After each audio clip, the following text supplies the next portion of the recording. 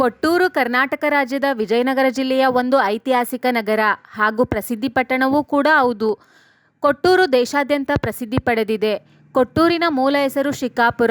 ಹಿಂದೆ ಶ್ರೀ ಗುರು ಕೊಟ್ಟೂರೇಶ್ವರರು ಈ ಪಟ್ಟಣಕ್ಕೆ ಸಂತನ ರೂಪದಲ್ಲಿ ಆಗಮಿಸಿ ಹಲವಾರು ಪವಾಡಗಳನ್ನು ಮಾಡಿ ಜೊತೆಗೆ ಹಲವಾರು ವರಗಳನ್ನು ಭಕ್ತರಿಗೆ ಕೊಟ್ಟಿದ್ದರು. ಕೊಟ್ಟಂತಹ ಊರು ಅಂದರೆ ವರಗಳನ್ನು ಕೊಟ್ಟಂತಹ ಊರು. ಮುಂದೆ ಇದು ಶಿಕಾಪುರದಿಂದ ಕೊಟ್ಟೂರಾಗಿ ಪರಿವರ್ತನೆಗೊಂಡಿತು.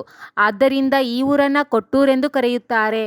ಶ್ರೀ ಗುರು ಕೊಟ್ಟೂರೇಶ್ವರ ಸ್ವಾಮಿಯ ಪ್ರತಿ ವರ್ಷ ನಡೆಯುವ ಜಾತ್ರೆ ಮತ್ತು ರಥೋತ್ಸವಕ್ಕೆ ತುಂಬಾನೇ ಹೆಸರುವಾಸಿಯಾಗಿದೆ.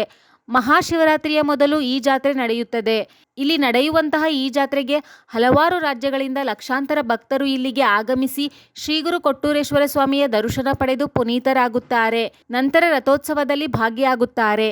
ಭಕ್ತರು ಓಂ ಶ್ರೀ ಕೊಟ್ಟೂರೇಶ್ವರಾಯ ನಮಃ, ಕೊಟ್ಟೂರೇಶ್ವರ ದೊರೆಯೇ ನಿನಗ್ಯಾರು ಸರಿಯೇ, ಸರಿ ಎಂದವರ ಅಜ್ಞಾನ ತೊರೆಯೇ, ಬಹುಪರಾಕ್ ಎಂಬ ಮಂತ್ರವನ್ನು ಪಠಿಸಿ ರಥವನ್ನು ಎಳೆಯಲು ಆರಂಭಿಸಿದಾಗ ರಥ ಮುಂದೆ ಸಾಗುತ್ತದೆ. ಆಗ ಭಕ್ತರು ಹಾರ, ತೆಂಗಿನಕಾಯಿ, ಬಾಳೆಹಣ್ಣುಗಳನ್ನು ಅರ್ಪಿಸುತ್ತಾರೆ.